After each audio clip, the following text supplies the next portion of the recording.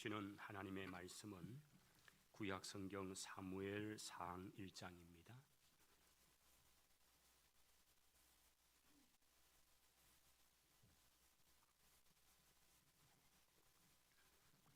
사무엘상 1장 26절로 28절까지 말씀입니다. 우리 함께 말씀을 읽도록 하겠습니다. 사무엘상 1장 26절부터 28절입니다. 같이 읽겠습니다. 한나가 이르되 내 주여 당신의 사심으로 맹세하나이다. 나는 여기서 내 주 당신 곁에 서서 여호와께 기도하던 여자라. 이 아이를 위하여 내가 기도하였더니 내가 구하여 기도한 바를 여호와께서 내게 허락하신지라. 그러므로 나도 그를 여호와께 드리되 그의 평생을 여호와께 드리나이다 하고 그가 거기서 여호와께 경배하니라. 아멘. 할렐루야.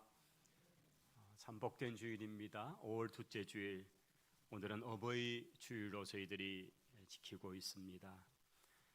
어버이 주일을 맞이해서 우리 이 자리에 함께 하신 우리 교회에 또 연세가 높으신 분들, 또 부모님이 살아계시다면 또 우리 그 부모님들, 또 그렇지 않으시다면 우리 자녀들이, 또 부모가 되시는 분들이 하나님 주시는 이 은혜가 또 평강이 가득 넘치셔서 우리 성경에 내 부모를 공경해라, 그리하면 하나님 여호와가 내게 준 땅에서 내 생명이 길다라는 이 약속의 말씀대로 부모님께 잘 공경하고 효도함으로 하늘의 신령한 복과 땅에 기름진 복을 누리는 우리 모든 성도들의 가정 되시기를 주의 이름으로 축원합니다.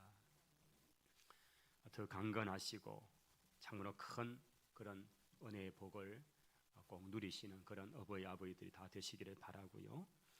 오늘 저희들이 우리 찬양대가 함께하고 이렇게 한다면 참 하나님께 은혜로운 찬양, 또 영광의 찬송을 올릴 수 있을 텐데 그러하지 못해서 영상 하나를 준비했습니다. 우리 어버이 마음을 좀 잘 헤아리는 그런 영상인데 함께 한번 보시죠. 한 6분 50초 정도 될 겁니다.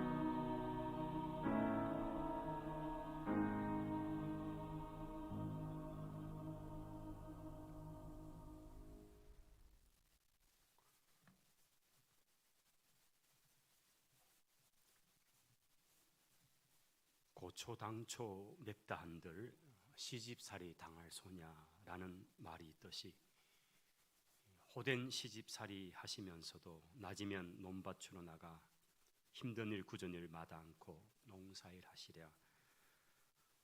무명치마 3대 적산 다 헤어지고 밤이면 아픈 허리 펼 사이 없이 희미한 등잔불 밑에 졸린 눈 비비면서 바느질하다가 앞머리 거스리기 일쑤였고 또 바늘 끝에 손가락 찔려 붉은 피 흘리면서 긴긴 밤 지새우셨습니다. 당신은 못 입어도 철따라 새 옷 입혀주시고 수음료 장만해서 공부시키며 훌륭한 사람 되라고 당부하시며 어쩌다가 자식이 병이 나면 밤새워 물수건 이마에 놓아주시며 간호해주시던 따뜻한 손길을 어찌 잊을 수 있겠습니까?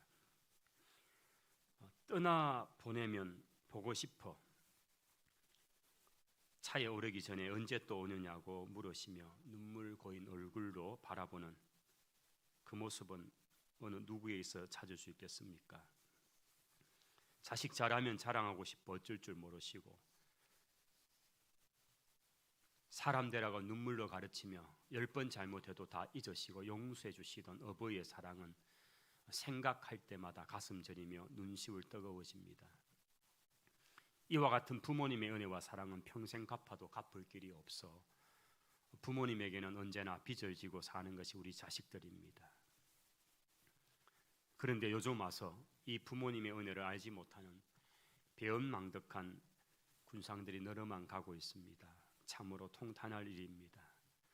부모님을 구박하다 못해 폭행을 일삼다가 주위 사람들이 신고해서 잡혀가도 얼굴 빳빳하게 세우고 있는 것 볼 수 있습니다.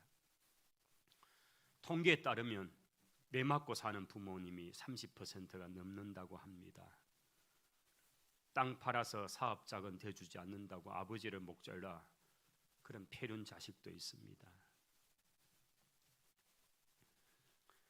손발 다 딸도록 허리가 구부러지시도록 자식들 키워주었건만 저절로 큰 줄 알고 부모님을 박대합니다.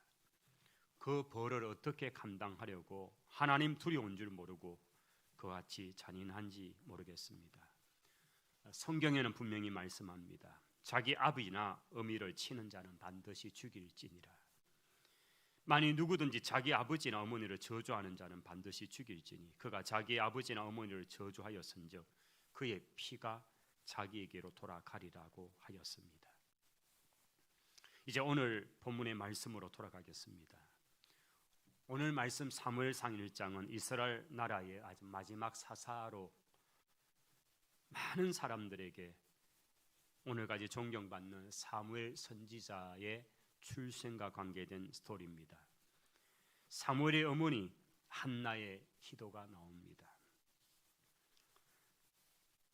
한나의 가족 엘가나의 가족은 해마다 한 번씩 있는 실로에서 하나님의 전에 나아가 하나님께 경배를 드리던 가정이었습니다. 엘간나에게는 두 아내가 있었고 자식이 없는 이 한나 본처는 더 슬픔 가운데 살았습니다. 브릿나의 격동으로 마음이 상한 한나는 그의 하나님의 전 실로에서 하나님 앞에 간절히 울며 기도를 합니다. 한나가 마음이 괴로워서 여호와께 기도하고 통곡하며 서원하여 이르되 만군의 여호와여 만일 주의 여종의 고통을 돌보시고 나를 기억하사 주의 여종을 잊지 아니하시고 주의 여종에게 아들을 주신다면 제가 그의 평생의 그를 여호와께 드리고 삭도를 그의 머리에 대지 않겠나이다. 한나는 오랜 시간 동안 울면서 하나님 앞에 기도를 드립니다. 이 모습을 떨어져 보고 있던 제사장 엘리는 한나가 술이 취해서 그런 줄 알고 책망을 합니다. 네가 언제까지 취하여 있겠느냐? 포도주를 끊어라. 마음이 슬프고 상해서 술에 의지해서 그래서 낮술을 하고 중얼중얼 거리는 여인으로 그렇게 생각한 것입니다. 한나가 대답을 합니다. 내 주여 그렇지 않습니다. 저는 마음이 슬픈 여자라. 저는 마음이 슬픈 여자라. 독주나 포도주를 마신 것이 아닙니다. 여호와 앞에 내 심정을 통한 것뿐입니다. 그 후로 한나가 잉태의 아들을 낳습니다. 하나님의 특별한 은혜와 섭리 속에 아이를 낳지 못하던 한나는 아이를 갖게 되었고, 그렇게 낳은 아이가 사무엘입니다. 한나가 하나님 앞에 서원한 대로 그 아이가 저절되고 난 다음 성전으로 데려가고 엘리 제사장 앞에 그의 자초지정 얘기를 하고, 그가 하나님께 서원하였고 그렇게 되어진 난 아이 사무엘, 하나님께 바쳐진 아이, 그래서 그 전에서 길러주시기를 요청합니다. 이 아이 사무엘은 사사시대 350년을 지나면서 하나님을 인정하지 않는 그 문화 속에 스스로 자기의 소견에 옳은 대로 행하는 그런 말씀도 하나님의 통치도 없는 그 사회 속에 등불이 되고 그 세상을 비추어내는 위대한 선지자요, 하나님의 위대한 사사로서 귀한 역할을 감당한 사람이 되었습니다. 한 여인의 간절한 눈물의 기도가 자신의 원함을 해결한 문제뿐 아니라 가정을 살리는 것을 넘어서 그 위대한 바로 그 이스라엘 국가를 살려내는 위대한 지도자가 되게 한 것입니다. 오늘 본문에 나왔던 그 한나의 말 속에서 제사장 앞에 했던 그 말이 있죠. 나는 마음이 슬픈 여자입니다. 나는 마음이 슬픈 여자입니다. 내가 여호와 앞에 나의 심정을 통한 것뿐입니다. 저는 오늘 설교의 제목을 어머니의 기도라 그렇게 정한 이유가 여기 있습니다. 우리의 어머니들도 항상 마음이 슬픕니다. 자식 얘기 나오면 항상 그 눈에 눈물이 마를 날이 없습니다. 특별히 자식이 아직도 구원을 받지 못한 어머니들은 더욱 마음이 슬픕니다. 그래서 자식을 위해서 밤새워 기도해야 합니다. 한나와 같이 슬픈 마음으로 하나님께 눈물로 기도하고 간구해야 합니다. 그리고 이제는 자식들도 그 어머니의 눈물을 닦아드려야 할 차례입니다. 오늘 이 말씀을 통해서 볼 때에 어머니의 그 기도, 어머니의 눈물이 있는 그 기도는 자식을 지켜주는 요람이 된다는 것입니다. 하나님께서는 기도하는 어머니를 통해서 위대한 인물을 이 땅 가운데 얼마나 많이 그렇게 세워놓으셨는지 모릅니다. 한 시대를 움직인, 또 시대를 뛰어넘어서 위대한 인물들은 언제나 기도의 어머니, 그런 위대한 신앙의 어머니가 있었다는 사실입니다. 우리가 발명왕으로 알려진 토마스 에디슨, 그는 초등학교 입학을 하고 그 초등학교에서 석 달 만에 퇴학을 당합니다. 도저히 학교에서 못 받겠다. 아이가 적응을 못합니다. 적응장애입니다. 그런데 이 아들을 집에서 홈스쿨링 하면서 그 아이를 나무라지 않습니다. 책망하지 않습니다. 끊임없이 신앙으로 영적으로 기도하면서 아이를 길러냅니다. 그가 얼마나 위대한 업적을 이 세상 가운데 나타내는가 우리가 잘 알고 있지 않습니까?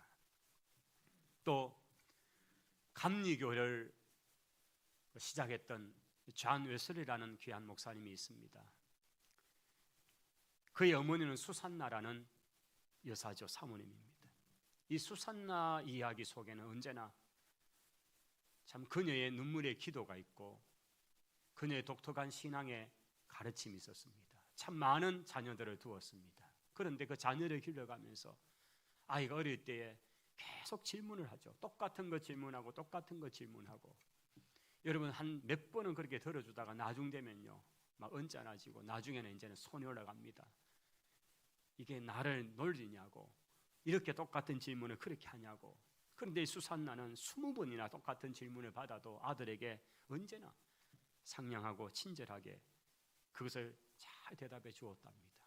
이 단순히 그녀의 성격의 이야기가 아니고 그녀가 얼마나 하나님 앞에 참으로 신앙 영적으로 그 자신이 눈물로 기도하면서 이 자녀들을 어떻게 길러내야 할 것인가 하나님께 눈물로 기도한 결과로 그런 위대한 기도의 어머니가 있었고 또 위대한 자녀가 있었다는 것을 얘기합니다. 세상에 어느 부모가 자기 자식이 잘 되기를 그렇게 원하지 않는 사람이 있겠습니까? 뉴스에 나오는 아주 흉악한 범죄자의 주인공이 되라고 기르는 부모가 어디 있겠습니까? 그런데 현실은 그렇게 자녀들이 잘 되기를 바라지만 얼마나 무분별하고 지나친 교육열로서 그 아이들을 얼마나 힘들게 만들고 있는지 모릅니다. 자식을 위해 복을 빌어준다는 명목으로 전국의 유명한 사찰들을 데려다니기도 하고요, 심산유곡을 찾아다니면서 우상을 숭배하는 우매무지한 어머니들도 많이 있다는 것입니다.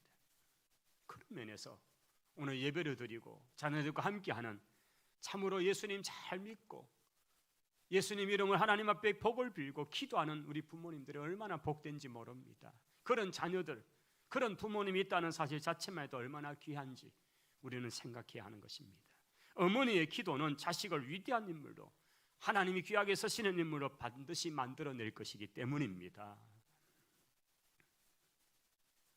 모니카 여사 이야기할 때에 그의 아들 어거스틴, 그는 기독교 역사에서 사도 바울 이후에 가장 위대한, 그래서 그의 이름 앞에 성자라는 단어가 붙어 성 어거스틴이라고 붙이는 인물입니다. 근데 그는 얼마나 허랑방탕한 삶을 살던 아이였습니다. 그는 방탕하였습니다. 그런데 그의 어머니 모니카는 얼마나 눈물로 그 아이를 위해 기도했답니다. 이 모니카가 그렇게 기도를 하게 된 것은 바로 그의 영적인 지도자 암브로스, 우리를 오늘 시대로 말하는 목사님, 그 암브로스의 영향입니다. 그 암브로스 목사님의 설교가 눈물의 기도를 하는 어머니를 둔 자식은 결코 망하는 법이 없다. 눈물의 기도가 있는 어머니의 그 자식은 망하는 법이 없다. 그래서 그 말씀 붙들고 모니카는 눈물로 허랑방탕한 삶을 사는 페르나 같은 이 어거스틴을 위해서 기도를 했습니다. 그 기도에 15년이 지나서 응답이 왔습니다. 이 어거스틴이 회심을 합니다. 변화가 옵니다. 그 삶이 완전히 바뀌어집니다. 세상에 기도하는 어머니의 힘보다 위대한 것은 없다는 사실을 기억하시기 바랍니다. 아무리 완고하고 고집불통 자식일지라도 눈물로 밤을 새워 기도하는 그 어머니의 기도 앞에는 무쇠 같은 그 딱딱함도 무너지고 말 것입니다. 왜냐하면 그 어머니의 기도는 용광로 같기 때문입니다. 아무리 무쇠 같아도 아무리 녹을 쓸어도 용광로에 들으면 다 녹아버리기 때문입니다. 기도의 어머니들, 지치지 마시고 포기하지 마시고 계속 기도의 무릎으로 나아갈 수 있기를 바랍니다. 이 어머니의 기도로 회심을 하고 새 사람이 된 어거스틴이 이제 그가 하나님의 부르심 앞에서 어떻게 살아야 될 것인가를 그는 깨닫고 자기 고향 북아프리카를 향해서 갑니다. 가는 길에 어머니가 함께 가는데 나이 많은 어머니는 그 여행길에 견디다 못해 죽으시게 됩니다. 이제 숨을 거두는 그때에 회심하고 주의 일을 위해서 고향 땅으로 가서 복음을 전하는 이 어거스틴이 너무나 자랑스러워 그 아이들 손을 꼭 잡으면서 이런 유언을 남깁니다. 내가 여기서 세상을 떠난다고 섭섭해하지 말아라. 하나님께서 나의 기도를 들어주셨으니 이제부터는 너의 기도를 들어주실 것이다. 끝까지 믿음을 잃지 말거라. 기도를 게을리 하지 말아라. 이 말을 남기고 모니카는 세상을 떠납니다. 참으로 위대한 어머니였습니다. 여러분, 기도하는 어머니를 둔 자식은 참으로 행복한 사람입니다. 혹시라도 여러분이 당대에 여러분에 대해 신앙생활을 했다면, 그래서 참 믿음에 여러 대가 있는 가정이 부럽다면 여러분이 그런 어머니가 되고 아버지가 되시기를 바랍니다. 자식들이 생각만 하면 우리 어머니, 우리 아버지는 우리를 위해서 기도했다고, 어머니의 눈물의 기도를 내가 기억한다고 여러분 그런 기억을 남길 수 있다면 여러분도 여러분의 자녀도 얼마나 복된 삶이 될 것입니다. 오늘 이 시간 예배드리는 우리 선산제일교회에 우리 어머니, 아버지들, 자식을 위해 얼마나 눈물로 기도하고 있습니까? 자식들의 영혼 구원을 위해 얼마나 하나님 앞에 부르짖고 있습니까?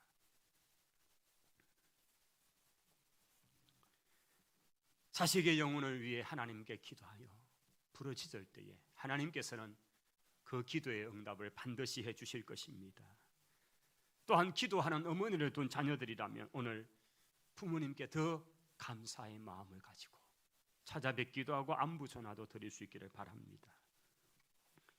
기도하는 어머니에 대하여 자식들은 반드시 효도로서 보답을 해야 할 것입니다. 사무엘은 그렇게 엘리의 제사장의 그 그늘 아래에서 실로에서 그 성전 안에서 자라났습니다. 그는 자라서 어머니 한나의 기도에 보답하는 인생이 됩니다. 사무엘은 어머니의 그 기도의 역량, 그 어머니의 모습을 보았기 때문에 그도 성전을 떠나지 않고 기도하는 삶을 살았습니다.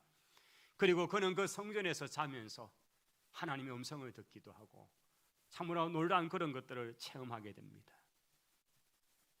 이후에 이 사무엘은 하나님께서 이스라엘 정말 늘 브레셋 앞에 고통을 당하고 주변 열국교에서 찢김을 당하던 그 이스라엘에 우뚝 서는 위대한 선지자요 사사로서, 또 그가 직접 기름을 부어 사울도 그 다음 다윗도 왕으로 세우는 위대한 선지자가 되었고, 그는 그 어머니의 기도의 역량을 그대로 그의 사역 속에서 삶 속에서 드러납니다.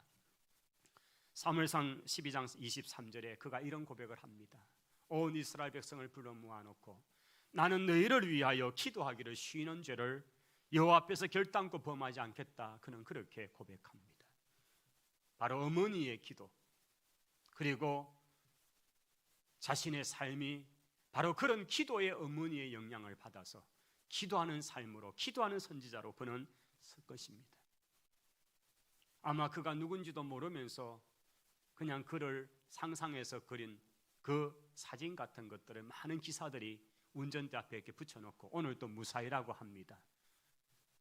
기도의 손을 잡고 있는 그런, 몇 번 그게 남자인지 여자인지도 모르지만 근데 그게 바로 사무엘의 모습이지요. 그 사무엘의 캐릭터, 그게 바로 기도하는 모습인 것입니다. 많은 사람들이 바로 사무엘, 그에게 많은 다른 어떤 것들이 붙어있지만 그 한 가지, 그것은 바로 기도하는 사람 사무엘인 것입니다.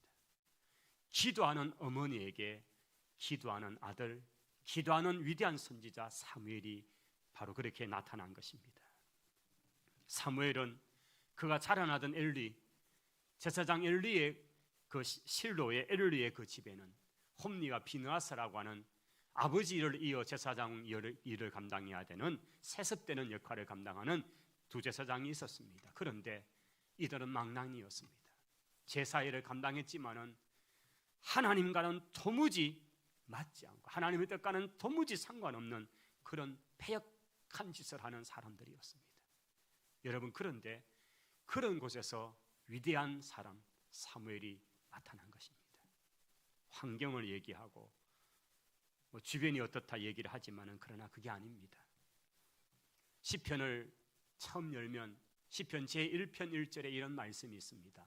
복 있는 사람은 악인의 꾀를 따르지 아니하며 죄인들의 길에 서지 아니하며 오만한 자의 자리에 앉지 아니하고 오직 여호와의 율법을 즐거워하여 그 율법을 주야로 묵상하는 자로다. 할렐루야. 그렇게 말씀합니다. 여기에 우리가 주목해야 될 것은 바로 사무엘이 그러한 삶을 산 것은 주변에 좋은 영향력을 끼치는 분들이 있어서 그분을 잘 배웠기 때문이다. 여러 어머니의 영향력이 있었습니다. 그러나 그가 성장하는 과정 동안에 그가 아주 민감했던 시기, 10대 시절, 이런 시절에 그 주변에 형님같이 있던 제사장들은 너무너무 패역한 자들이었습니다. 그런데 사무엘은요, 왜 그럴까요?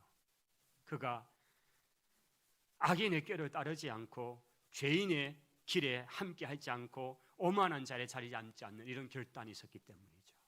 그가 말씀을 사랑하고 하나님을 사랑하기 때문이었습니다. 여러분, 우리는 가끔 그런 길을 따르지 않도록 해주십시오. 그런 것에 있지 않도록 해주십시오. 기도합니다. 그러나 정말 중요한 것은 우리 의지적 결단입니다. 그런 악인의 길, 허랑방탕한 길을 가면서 주여 이런 곳에 가지 않도록 인도해 주십시오. 하고는 그곳에 훅 빠져서 있을 때 그냥 이것도 주의 뜻인가 하고 거기에 그냥 더불어 사는 거죠. 아닙니다. 성경은 결코 그렇게 말하지 않습니다.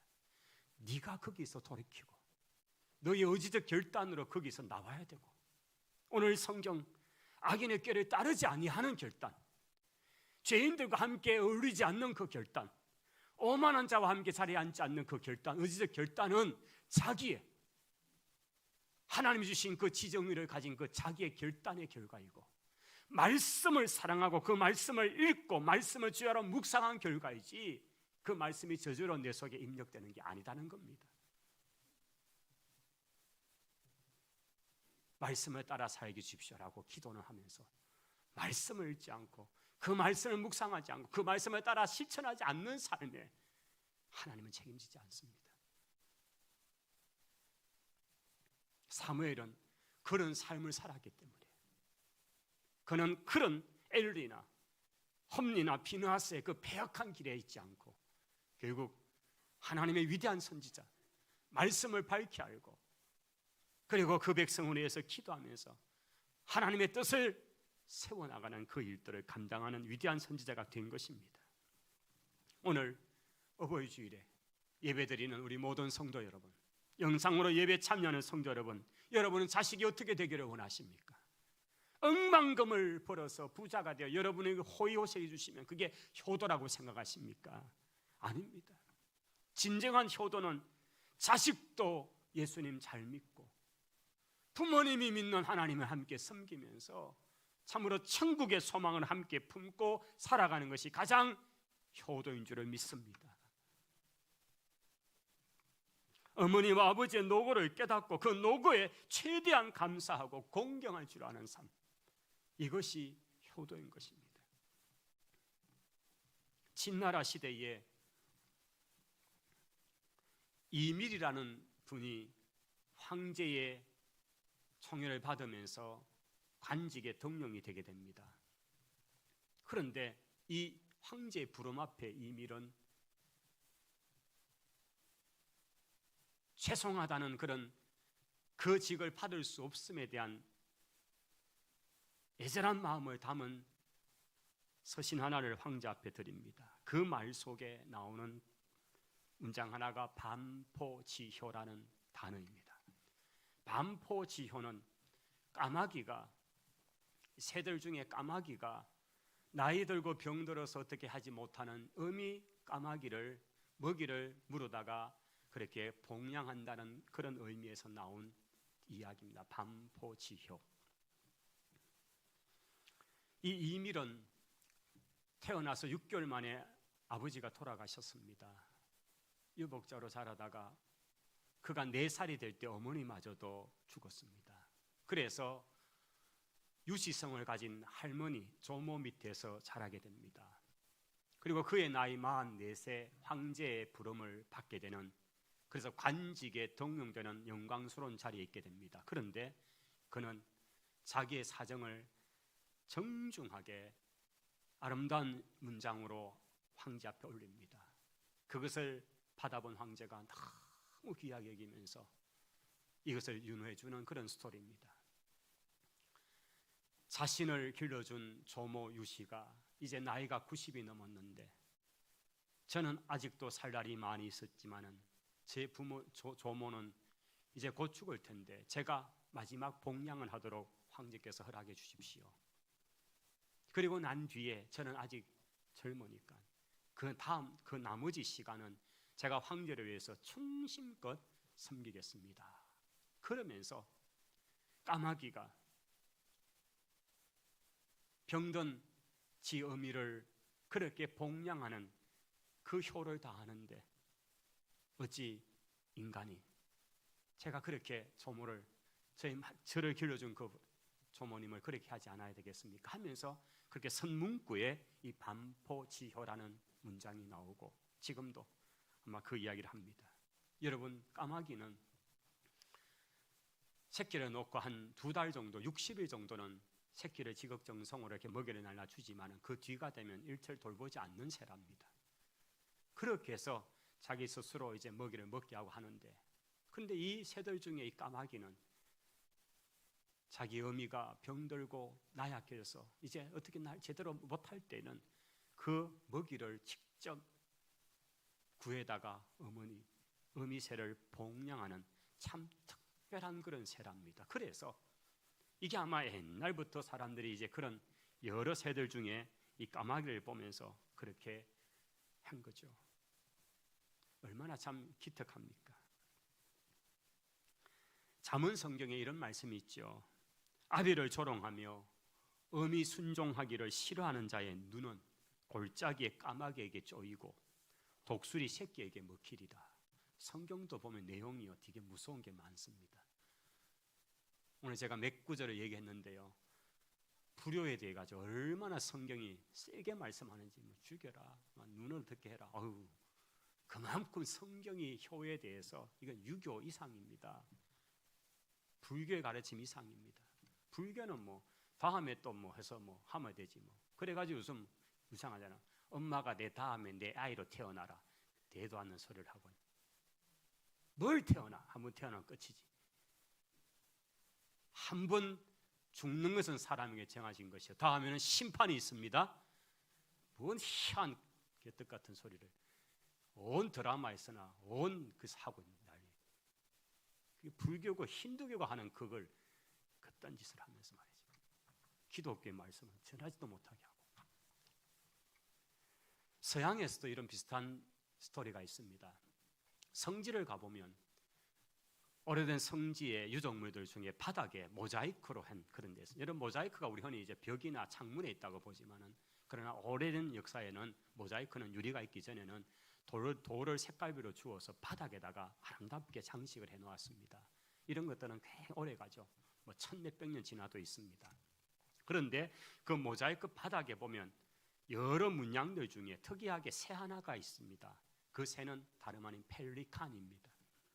여러분, 펠리칸은 좀 이렇게 부리가 이렇게 쭉 하고 밑에 꼭 무슨 이렇게 주머니 같이 하나가 쭉 길쭉하게 달려 있는 새입니다. 근데 이 펠리칸이 왜 기독교 유적물에, 비잔틴 시대 때 이제 말이 나는데, 그런 기독교 유적물에 이 성경적인 어떤 것과 관계된 곳에 펠리칸 새가 그렇게 그려져 있는가? 이유가 있습니다. 이 펠리칸 새는 하나님의 사랑에 대한 것을 상징하는 대표적인 새로서, 그래서 초대교회는 꼭 장식물 중에 오병이어 그림과 더불어 펠리칸의 그림들이 많이 이렇게 되어 있습니다. 펠리칸은 너무나 극심한 가뭄 속에서 자기 자식을 먹여낼 수가 없을 때, 자기 새끼를 먹여낼 수가 없을 때 마지막 수단은 자기 부리로 자기 가슴을 쪼아서 피를 내어서 자기 자식 새끼를 먹이다가 죽는 새라는 겁니다. 하나님께서 우리를 구원하시고자 다른 방법이 없어서 자기 가슴을 쫓듯이 아들 예수 그리스도를 피 흘려 죽게 하시고 그 피를 우리에게 주셔서 우리가 살아난 것입니다. 초대교회 성도들은 그 사실을 알아서, 그래서 펠리칸의 그림을 통해 하나님의 사랑이 우리에게 어떻게 왔는지, 예수 그리스도가 자기의 생명 피를 쏟아서 우리를 살리신 그것을 의미를 담아서 펠리칸이라는 새를 많이 장식물에 그렇게 그려놓은 것입니다. 여러분, 우리 동양에서 까마귀 이야기나 우리 기독교 문화에서 펠리칸의 이야기가 많이 통하고 있지 않습니까? 부모님의 은혜는 갚을 수도 없이 우리에게 그저 베풀고 또 베푸는 은혜입니다.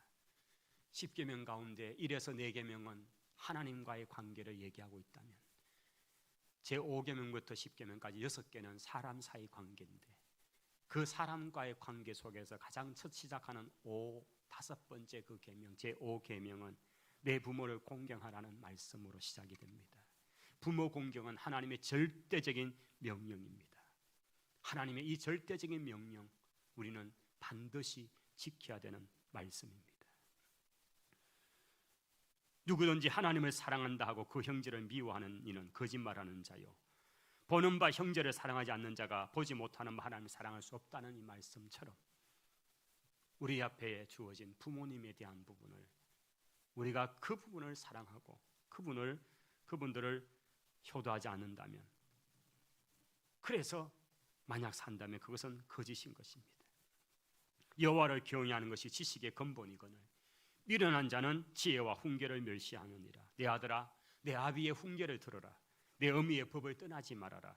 내 머리에 아름다운 관이요 내 목에 금사슬이 되기 때문이다. 성경은 바로 그 아버지와 어머니의 말씀, 즉 그 부모들도 가진 하나님의 말씀, 그래서 그것이 전해지고 전해지는 그 말씀을 붙들고 살아라고 우리에게 말씀하는 것입니다. 오늘 이 어버이 주일에 우리 마음에 다시 한번 부모님에 대한 사랑, 그리고 그 신앙의 유산, 그것을 우리가 잘 기억하면서 우리 또한 그런 신앙의 삶을 우리 자녀들에게 보여주는 기도의 어머니가 되시고 말씀을 사랑하는 부모님들이 다 되시기를 축원합니다. 기도하십시다. 하나님 아버지, 오늘 이 복된 날, 특별히 어버이 주일에 우리 부모님을 생각하고 그 큰 사랑을 생각하며 감사합니다.